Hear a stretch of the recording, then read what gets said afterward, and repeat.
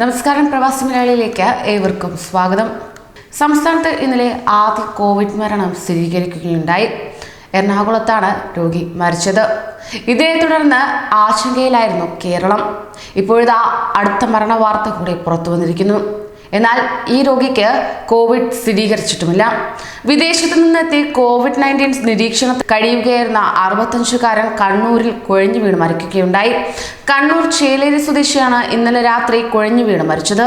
ഈ മാസം 21-ന് ഷാർജയിൽ നിന്നെത്തിയ ശേഷം വീട്ടിൽ നിരീക്ഷണത്തിൽ കഴിയവെയാണ് മരണം സംഭവിച്ചതെന്നാണ് ലഭ്യമാകുന്ന വിവരം. കോവിഡ് രോഗലക്ഷണങ്ങളൊന്നും ഉണ്ടായിരുന്നില്ലെങ്കിലും ഒറ്റയ്ക്ക് ഒരു വീട്ടിൽ നിരീക്ഷണത്തിൽ താമസിക്കുകയായിരുന്നു ഇദ്ദേഹം.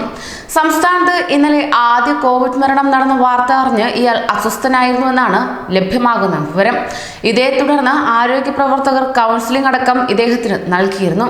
രാത്രി ഭക്ഷണവുമായി എത്തിയപ്പോഴാണ് നിലത്ത് വീണു കിടക്കുന്നത് കണ്ടത്. കോവിഡ് രോഗം കൊണ്ടാണോ മരണം എന്നത് ഇതുവരെ വ്യക്തമല്ല. ഇക്കാര്യത്തിലുള്ള വ്യക്തതയ്ക്കായി ശവപരിശോധന നടത്തിവരികയാണ്.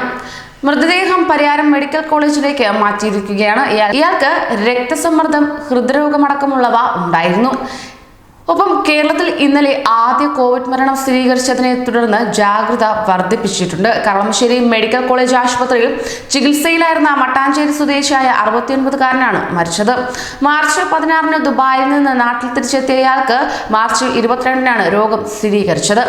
കേരളത്തിൽ ഇന്നലെ ആദ്യ കോവിഡ് മരണം സ്ഥിരീകരിച്ചതിനെ തുടർന്ന് ഒട്ടുമിക്ക പേരും ഇപ്പോൾ ആശങ്ക പുലർത്തുന്നുണ്ട്. ഇവർ കടുത്ത മാനസിക സമ്മർദ്ദത്തിലേക്ക് നീങ്ങാനും സാധ്യതയുണ്ടെന്നാണ് വിദഗ്ധർ പറയുന്നത്. ഇതിനാൽ തന്നെ മികച്ച കൗൺസിലിംഗ് ഒരുക്കുക എന്നത് ശ്രദ്ധേയമായി മാറിയിരിക്കുകയാണ്. കൂടുതൽ പ്രവാസി വാർത്തകൾക്കായി ഈ ചാനൽ സബ്സ്ക്രൈബ് ചെയ്യൂ.